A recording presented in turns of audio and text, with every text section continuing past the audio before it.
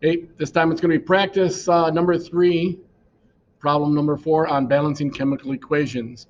Again, it's another word equation, and the equation reads potassium metal and chlorine gas combine to form potassium chloride.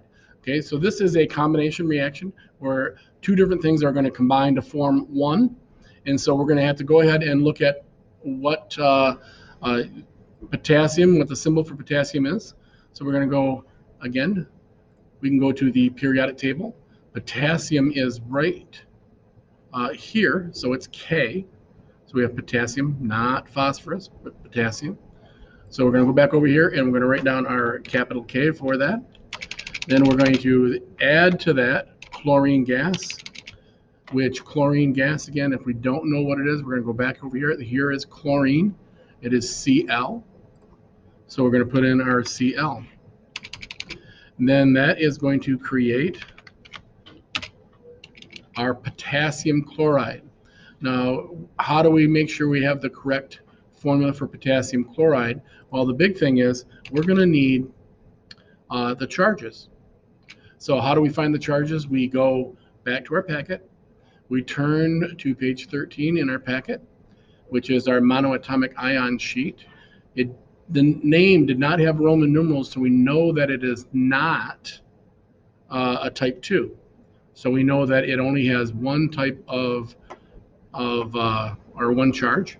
So here is our potassium. That is a +1, so we'll put a +1 above the potassium. And then we're going to go to chlorine, which is a -1. So we'll go above here, +1 for potassium, -1 for chlorine. They do cancel out one another, so that tells us is we only need one of each one. So when we go in here, we're going to go back to our problem and we're going to write K for potassium, Cl for chlorine. Now it looks like we're done with our skeleton problem, but we are not done, because as always, we have to look and see if we have any elements by themselves. In this case, we have two, potassium and chlorine. When potassium and chlorine are by themselves, we always have to ask our question, are they diatomic? Okay, and you say, remember, there are 7 diatomic elements.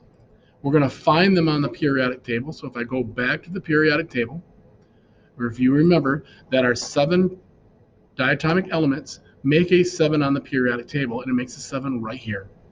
Nitrogen, oxygen, fluorine, chlorine, bromine, iodine. Those are 6 of the 7, and hydrogen. So we go back in here. Chlorine or potassium is not a diatomic one, but chlorine is. So what do we have to do? We have to put a subscript in of the 2 in there. Okay, now we have our skeleton equation complete. So we can go ahead and figure out what the molar ratio is.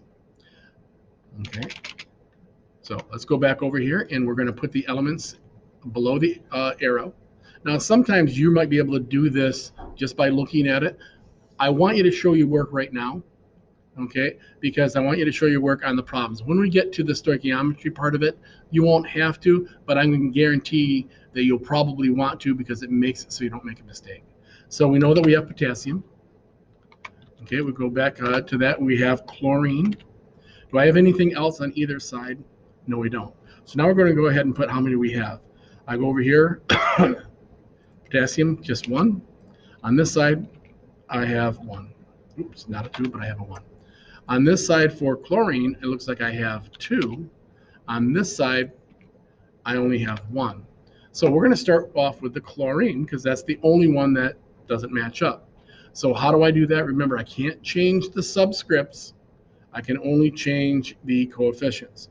So we're going to go ahead and put a 2 right there as that. So now I have 2 chlorines. Okay. Unfortunately, I also have 2 potassiums. Okay, so we're going to put a 2 there. So I have to chase it over to the other side, and I have to change this to make it 2. And again, I can't put a subscript in here, so we have to go ahead and put that in there. So now, if I look at it, oops, I change that to a 2, and we are basically done. So I have 2 chlorine or potassiums, 2 here, 2 there. I have 2 chlorines right there, and I have 2 chlorines between that and that, and so it is balanced. So what is my molar ratio? My molar ratio is 2 to 1 to 2. So 2 to 1 to 2. And again, do I have to put a 1 here? I do not have to. Sometimes you like doing that because we know that it's definitely not a 0, because if it was 0, I wouldn't have any chlorine. So we go ahead and highlight this. We look at it and say, can I reduce it? And again, we do the same thing every single time. You won't make mistakes. I cannot reduce it because there's actually already a 1 in it. So we're going to go ahead and make it bold and highlight it with a color. And there we go. There's our answer for practice sheet number 3, problem number 4. The molar ratio is 2 to 1 to 2. Hopefully it helped you out. As always, go Mohawks.